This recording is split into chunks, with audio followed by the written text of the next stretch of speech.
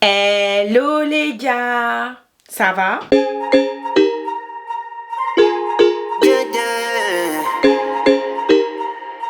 Pour les gens qui connaissent le Vie ma vie, c'est totalement mon introduction. Bref, je vous ai demandé si vous voulez que je fasse une FAQ sur ma chaîne YouTube, parce que c'est vrai que je l'ai très délaissé parce que je faisais un Vie ma vie, ceux qui savent, ils étaient là, j'ai fait ça pendant 6 mois je crois peut-être. Et après j'ai dû arrêter. Le projet me tenait tellement à cœur en fait que je me disais que c'était pas possible pour moi de continuer et de pas avoir de vues, de pas avoir entre guillemets de reconnaissance. Bref, ça c'est la vie d'influenceur influenceuse en fait. Pour recommencer à revenir sur la chaîne, je me suis dit qu'il faut que je fasse quelque chose pour pas venir comme ça brutalement. Donc je vous ai demandé si vous voulez que je fasse une FAQ, vous m'avez dit oui et vous m'avez pas fait flop. J'avais tellement peur. Attends, je regarde si j'ai un truc dans les dents. J'avais tellement peur de flop que du coup, pas flop, vous m'avez pas fait flop. Et franchement, merci beaucoup. Parce que je me rends compte qu'on est de plus en plus, on n'est pas à des grandes maxi influenceurs, influenceuses. Mais je fais quand même ma petite, voilà, je fais quand même ma petite place. Et je suis énormément reconnaissante de vous qui me suivez, de vous qui regardez mes vidéos. D'ailleurs, j'ai pas posté ma vidéo, il est 17h30. Bref, en tout cas, je vais répondre à vos questions. Il y en a, elles sont globales, assez globales. Donc je sais pas si la vidéo elle va durer longtemps. J'ai plusieurs questions qui sont revenues. T'as quel âge? T'es de quelle origine? Donc d'abord, je vais me présenter. Après, on passera du coup aux questions suivantes, enfin aux autres questions. Sur les réseaux, je me fais appeler Luce, mais je m'appelle pas Luce, je m'appelle Lucie. J'ai 27 ans. Dans 2 mois, j'ai 28 ans, je pleure. Bref, drama queen sur vous. Je suis d'origine haïtienne. J'ai fait une vidéo d'ailleurs par rapport à ça le 18 mai parce que c'est la fête du drapeau et je sais que j'ai été pas mal connue aussi pour ça parce qu'elle a fait pas mal de vues. Je suis fière de mes origines, surtout qu'on a été le premier pays noir à avoir pris son indépendance. Je sais pas pourquoi je raconte ça, mais voilà, pour vous compreniez à quel point je suis fière de ces origines là et je le revendiquerai toujours. J'aimerais vraiment mettre ma petite pierre entre guillemets à l'édifice pour essayer de faire avancer ce pays. C'est très compliqué la situation actuelle là-bas. Ensuite, j'ai un master marketing commercial, donc j'ai un bac plus 5. Donc voilà, je pense que c'est comme ça qu'on se présente. Après, vous savez que j'ai un frère et une sœur, hein, vous les voyez dans mes vidéos, j'aime bien les faire participer. Au début, j'étais pas très chaude. Après je me suis dit bon, ils sont bien grands, je leur ai demandé, ils ont accepté, donc voilà. Voilà, on va passer à la question suivante. Bah du coup j'ai une question, on m'a demandé si j'avais mon bac. Oui, j'ai mon bac, j'ai fait un bac ASSP, accompagnement, soins et services à la personne. Tout ce qui est dans le domaine de la santé et tout, moi je n'aime pas du tout ça. Après mon bac j'ai bifurqué dans le commerce parce que c'est vraiment quelque chose qui me plaisait. J'ai vite quitté la santé parce que rien que de voir des piqûres, des machins et tout, moi je suis capable de m'évanouir en fait. J'aime pas du tout ça. Qu'est-ce qui t'a fait envie de devenir influenceuse? Pour moi, je me considère tellement pas comme une influenceuse. Vous me considérez comme une influenceuse. Je suis très perturbée par ce mot-là parce que moi, je regarde les vidéos des influenceuses. Je sais pas si vous voyez ce que je veux dire. J'arrive pas encore à bien coller ça, il faut que je me le mette dans la tête parce qu'il y a plein de gens dans mon entourage qui me disent mais en fait girls, bien sûr que oui, t'es une influenceuse. Pour répondre à la question, alors moi de base je voulais pas du tout devenir influenceuse. C'est très drôle de dire ça. Moi de base c'est le mannequinat qui m'intéresse. Vraiment j'aime trop le mannequinat. Le mannequinat c'est ma passion. J'aime trop les photos. J'aime trop me faire prendre en photo et moi ça fait depuis longtemps qu'on me dit, surtout mon entourage me dit oui, il faudrait que tu te lances dans le mannequinat, t'as trop le visage, t'as trop le corps, t'as trop ci, t'as trop ça. Donc moi j'ai préféré d'abord me sécuriser en ayant un diplôme, un master et après me dire ouais, si ça marche pas le mannequinat, bah j'aurai quand même ce bagage de master là. J'ai signé dans plusieurs agences mais comme je fais du e-commerce parce que je suis pas assez grande pour faire la Fashion Week etc, parce que je fais 1m70, ben je me suis dit pourquoi pas faire l'influence et justement toucher d'autres marques et je pourrais du coup faire les campagnes, poser pour leur marque etc. C'est plus comme ça qui a fait que j'ai voulu entre guillemets devenir une influenceuse, une créatrice de contenu comme les gens diraient. C'était pas mon envie première d'être influenceuse. Donc voilà, et franchement pour vous dire, je vous cache pas que j'aime bien parce que j'aime bien me filmer, j'aime bien me prendre en vidéo, j'aime bien parler, j'aime beaucoup parler. En fait le fait que sur les réseaux vous êtes nombreux à me suivre etc, vous voyez ma vie etc. Bah franchement en fait j'aime bien, ça me plaît. Donc si vous continuez à me soutenir, bah je vais évoluer dans ce sens, hein. Et je vais percer aussi dans le mannequinat parce que moi j'aime trop les photos. Il y a aussi une question qui rejoint, c'est comment... Attends, c'est quoi la question encore? Les lunettes sont pas là, hein, c'est pour ça. À quel âge tu as commencé les réseaux sociaux? Il y a aussi comment j'ai commencé les réseaux. J'ai commencé les réseaux très tard, hein, vraiment très tard. Parce que comme vous savez, j'ai 27 ans. J'ai commencé les réseaux, je crois j'avais 23 ou 24 ans. Et j'étais pas genre à fond dessus. Parce que comme je vous ai dit, je voulais vraiment terminer mon master avant de commencer réellement sur les réseaux. Et c'est il y a 1 an et demi, pile presque 2 ans, en fait, quand j'ai rasé mon crâne à partir de ce moment-là, où je me suis vraiment mise totalement à fond. Et j'ai commencé à poster vraiment sur le mannequinat, commencé aussi à parler un peu de make-up, etc., etc. J'ai toujours voulu faire maquilleuse. Alors, je ne suis pas maquilleuse. Je déteste maquiller les gens, mais j'aime bien me maquiller. Et le maquillage artistique, c'est vraiment quelque chose que j'aime de ouf. J'ai fait plusieurs fois du maquillage artistique. Ça n'a pas été bien reçu forcément sur les réseaux, mais c'est pas grave parce que c'est artistique. Donc, c'est de mon œil à moi. Si vous aimez pas, en vrai, c'est pas grave. Je vais pas m'en plaindre. Et les défis challenge, franchement c'est vraiment quelque chose, enfin c'est surtout ça qui m'a fait percer parce que du coup ça mélange tout ce que j'aime. Le maquillage, avant c'est vrai que j'aimais pas le maquillage mais maintenant j'aime beaucoup le make-up, vraiment. Le maquillage, les défis, moi j'aime trop le challenge, vraiment j'aime trop ça dans la vraie vie. J'aime trop le challenge, j'aime bien jouer, genre j'aime vraiment bien jouer. Parfois comme on dit, qui s'y frotte s'y pique ou tu touches je sais pas quoi, tu te brûles je sais pas quoi, bah moi je suis quelqu'un comme ça, vraiment. J'aime bien faire rire les gens. On sait pas ce qui se passe dans la vie des gens, donc c'est pour ça que moi je me dis que c'est bien de toujours faire rire les gens. Et ça a fait un mélange des trois, donc c'est pour ça que les défis challenge pour moi, je vais pas arrêter mais je vais calmer parce qu'il y a d'autres choses aussi que j'ai envie de proposer. J'ai pas tout le temps envie de faire la même chose, surtout que j'ai un âge où les gens peuvent se dire pourquoi elle continue à faire ça à son âge. Après c'est vrai que moi le regard des gens, je vous avoue que je m'en fous un peu. Doucement, doucement. Alors cette question-là, c'est la question que tout le monde aime poser aux gens. Après j'avoue que moi-même, quand je regardais les influenceuses, j'avais toujours envie de savoir si la personne était en couple, est-ce qu'elle était mariée ou est-ce qu'elle était célibataire. Donc voilà, c'est la question. Je suis célibataire à terre.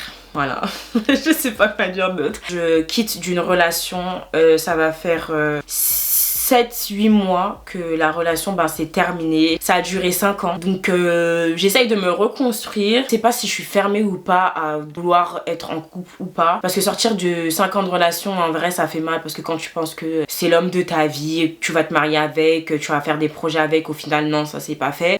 C'est vrai que recommencer une relation et tout, c'est un peu compliqué. Et je vous avoue... Et j'avoue que ouais, se reprojeter dans un truc d'une relation avec quelqu'un et tout, surtout que maintenant plus tu fais des relations, plus t'as des critères parce qu'il y a des trucs que t'as laissé passer dans ta relation que tu laisser passer dans ta relation et que actuellement maintenant tu veux plus laisser passer. Donc voilà, pour répondre à votre question, je suis célibataire. Alors j'aurais bien aimé jouer le jeu parce que cette question elle est très très bien. Tu as déjà été en crush sur un créateur de contenu? Bah franchement non, c'est dommage. Parce que si je me... La meilleure chose pour moi, je pense, après peut-être que je suis totalement en tort, hein, je sais pas, peut-être que je réfléchis très mal, hein. Mais la meilleure chose pour moi, je me dirais que c'est de sortir avec un créateur de contenu. Comme ça on fait des créations de contenu ensemble. Je me prendrais moins la tête à dire à un mec, si je date un mec, je suis sur les réseaux. Ça c'est vraiment honteux. Moi j'ai honte. Enfin j'ai pas honte de mon métier, mais j'aime pas du tout parler de ça. Vraiment je suis comme ça genre. Que voilà. C'est triste hein. Non en vrai je sais pas. Personne, vraiment personne. Alors comme on est de plus en plus sur toutes les plateformes, vous arrêtez pas de me demander cette question. Je crois qu'il faut que je la mette sur mon front. On me demande à chaque fois pourquoi je n'ai pas de cheveux. Alors c'est simple, je n'ai pas de cheveux parce que j'ai de l'alopécie partielle. Le mot exact c'est... Ah mince, il faut que je le retrouve le mot. Donc j'ai trouvé le nom parce qu'à chaque fois j'arrive pas à le retenir parce que c'est un nom tellement compliqué. C'est un lichen planopilaire que j'ai. Il y a 50% de mes cheveux qui poussent et 50% de mes cheveux qui poussent pas. Après ça peut varier durant l'année. C'est-à-dire que j'ai plein de grosses plaques sur mon crâne et tellement c'était trop voyant que j'ai rasé en fait. J'ai rasé, c'était plus possible pour moi parce que j'avais l'impression que mes cheveux, enfin mon crâne décidait à ma place. Et je me suis dit en fait stop, arrête, c'est moi qui décide, c'est moi qui dois prendre le contrôle parce que en fait moi la première apparition a été à mes 14 ans et j'en ai 27. J'ai su que j'avais de l'alopécie partielle, un lichen planopilaire à 25 ou 26 ans. C'est très récent. Donc j'ai mis toutes ces années-là à attendre de savoir ce que j'avais parce que j'ai eu de très mauvaises expériences. J'ai fait plein d'interviews par rapport à ça. Je cachais ça sous des perruques, sous des mèches. Mais malgré que je le cachais, quand j'allais chez le coiffeur, la coiffeuse elle me disait c'est quoi ça?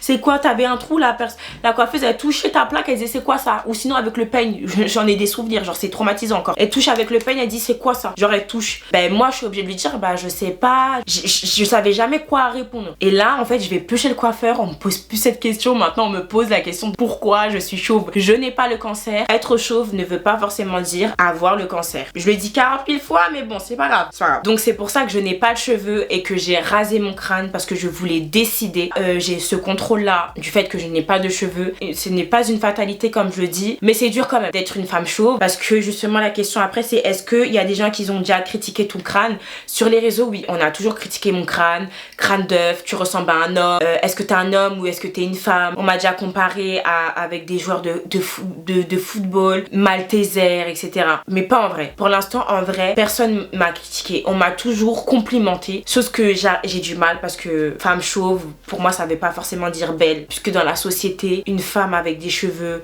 des longs cheveux, un gros afro, ça c'est beau, mais une femme chauve, on n'a jamais entendu qu'une femme chauve en société elle était belle. Toujours du coup au niveau de mes cheveux, est-ce que ton état mental s'est dégradé quand tu as appris que tu avais une alopécie? Quand j'ai appris que j'avais une alopécie partielle, bref avec tout ce qui s'ensuit et tout, la première réaction que j'ai eue, et je l'ai toujours dit, c'était un soulagement, parce que pendant plus de 10 ans j'ai traîné avec ça, tous les remèdes possibles, tous les dermatos possibles, j'ai fait plusieurs dermatos, tous les chocs possibles que j'ai eu, tous les produits que j'ai achetés, que ce soit naturel, pas naturel, les recettes maison, les vidéos YouTube que j'ai regardées, tout ça j'ai regardé en fait parce que dans ma tête j'avais un espoir que mes cheveux tombent parce qu'on m'a toujours dit ce n'était rien. Quand j'avais 14 ans, mon petit trou derrière sur la tête, je suis allée chez le dermato, c'est repoussé parce que le dermato m'a dit c'était rien, ça avait repoussé, effectivement c'était rien, ça a repoussé. Et après c'est dans l'année vers mes 19 ans, 20 ans que tout a recommencé à tomber et là je me suis dit oh ok, j'ai pas peur parce que ça va repousser. Ça m'a déstabilisée et je me suis dit non meuf, non,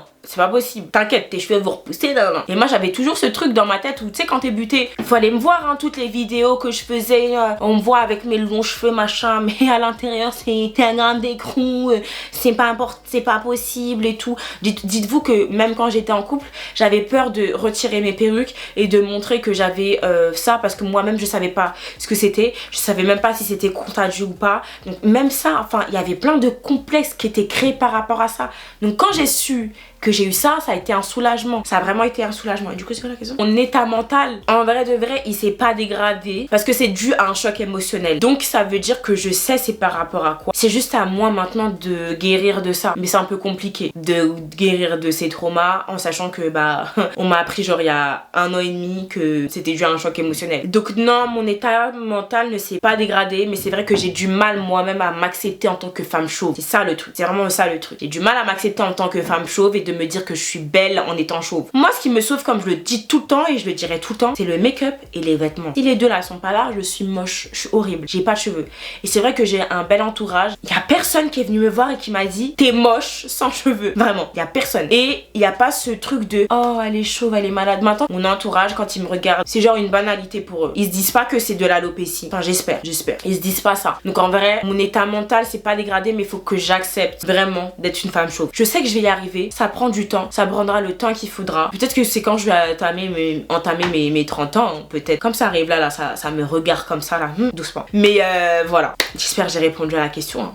Il y a une petite question, j'aime pas trop celle-là, mais est-ce que tu as confiance en toi? Quand vous me regardez comme ça, je sais que vous croyez que j'ai 100% confiance en moi parce que je m'assume en tant que femme chauve. Pas du tout. Je n'ai pas du tout confiance en moi parce que j'ai eu vraiment des périodes de ma vie où on m'a mis plus bactère. J'ai eu beaucoup de déceptions amoureuses, amicales, familiales aussi. Ça a toujours touché ma personne. Ça a mis beaucoup en doute la personne que j'étais. Et c'est à cause de ça que la confiance, je l'ai pas du tout. J'essaye de travailler dessus. En vrai, c'est pas du tout facile de travailler sur la confiance en soi. Mais le regard des autres, avant, ça m'importait beaucoup. Maintenant, ça m'importe moins parce que du coup, j'ai réussi à me mettre sur les réseaux. Avant, je me mettais pas sur les réseaux parce que du coup j'avais peur du regard des autres. Le regard des autres était très important pour moi et j'ai raté beaucoup de choses, beaucoup d'opportunités, beaucoup de choses à cause du regard des autres et maintenant je m'en fous. Tu peux dire A, B, C, D, X, Y, Z sur moi, je m'en fous. Normalement j'ai toute la vie devant moi, donc j'ai le temps d'avoir confiance en moi. Il faut que j'ai toujours ce truc de onde positif. Les gens qui me connaissent savent très bien que je suis quelqu'un qui réfléchit beaucoup, qui doute beaucoup. Moi, pour un rien, je peux commencer à down et c'est ça mon problème. Je suis très reconnaissante de ce que j'ai, mais pour un petit truc, un tout petit truc, je suis capable, allez, de tout flancher. Et c'est pour ça que dans ma tête, j'essaye de me donner des ondes positives, j'essaye de faire les choses positivement et de me rassurer le plus positivement, même si c'est très dur. Je sais que je vais y arriver. Parce que cette année, je me suis donné plein d'objectifs dans mon vie, ma vie, vous pouvez aller regarder. Ah, j'en ai marre. Et ouais, dans mes vies, ma vie, je vous ai mis mes objectifs. J'espère y arriver et les atteindre. Alors cette question-là aussi, elle est venue plusieurs fois. Est-ce que j'ai des animaux de compagnie? Non, j'en ai plus, on va dire. Étonnamment, vous allez être choqués de l'animal que je vais vous dire. On avait des poules. On avait des poules et elles sont mortes. Voilà, c'est tout ce qu'on avait. Et moi, je rêverais d'avoir un perroquet. Demandez de quelle religion j'étais. Je suis chrétienne protestante. Depuis que je suis née, en fait, je suis née dans une famille chrétienne. J'ai bercé dans la religion chrétienne et je resterai chrétienne à vie. Voilà. Bon, je pense que ça va être la dernière question. As-tu un grand rêve en particulier? Coucou, j'ai pas de questions, mais en tout cas, je t'adore, t'es trop belle. Vraiment, merci au quotidien de me soutenir. Vraiment, je vous aime trop, genre vous êtes mes vies. Je sais pas comment vous vous appelez, mais Lucette, peut-être, je vous appellerai. Je vous aime trop, genre dans ma tête, je me dis, vous me donnez de la force, je peux pas ne pas vous aimer en vrai. C'est vrai, je peux pas ne pas vous aimer. Donc vraiment, merci tout l'amour que vous apportez au quotidien, le soutien que vous apportez au quotidien. J'espère que vous allez me soutenir jusqu'à la fin en fait, parce que moi j'ai des grands projets, j'ai des grandes idées et du coup ça suit avec la question de est-ce que tu as un grand rêve en particulier? T'es la maman des femmes? Je ne pense pas, mais merci beaucoup, c'est gentil. Répondre à la question de as-tu un grand rêve en particulier? Oui, j'ai un grand rêve. Mon grand rêve c'est de percer. Non, en vrai j'ai un grand rêve entre guillemets. Quand je vous ai dit mon grand rêve c'est de percer mais de percer stratégiquement genre. Parce que moi je veux percer mais en mettant un plus pour vous, pas pour moi. J'ai l'impression que sur cette terre je suis pas venue là que pour être là. Je suis venue sur cette terre pour aider vraiment mon prochain, genre aider physiquement. Plein de rêves. Après c'est vrai que quand on est sur les réseaux on arrive plus facilement à accomplir ses rêves entre guillemets. Ça va s'accomplir. Vous voyez, c'est comme ça qu'on doit avoir confiance en soi. Merci beaucoup d'avoir été là, de m'avoir posé des questions. Je suis trop contente parce que du coup vous allez regarder ma vidéo, même si on est 3, c'est pas grave, j'ai l'habitude qu'on soit 3 à regarder ma vidéo sur YouTube. Je vais pas pleurer, si un peu. Mais en tout cas, je vous remercie énormément pour tout ça. J'ai trop hâte que vous voyez ce que je vais vous proposer sur cette chaîne. N'hésitez surtout pas à me dire ce que vous voulez que je vous propose sur cette chaîne là. Dites-moi des concepts peut-être avec des autres youtubeuses, etc. Bref, des vrais concepts que moi aussi j'en ai. N'hésitez vraiment pas à me dire ce que vous aimeriez voir sur ma chaîne YouTube. J'espère que ça va pas s'arrêter ici. Franchement, je vous remercie encore pour tout le soutien. J'espère que vous allez aimer la vidéo, liker. Surtout, s'il vous plaît, je comprends maintenant quand les influenceuses elles disent ça, mais s'il vous plaît, n'hésitez pas à liker, partager, commenter la vidéo et vous abonner, vraiment. Et je vous dis à la prochaine et je vous fais gros bisous.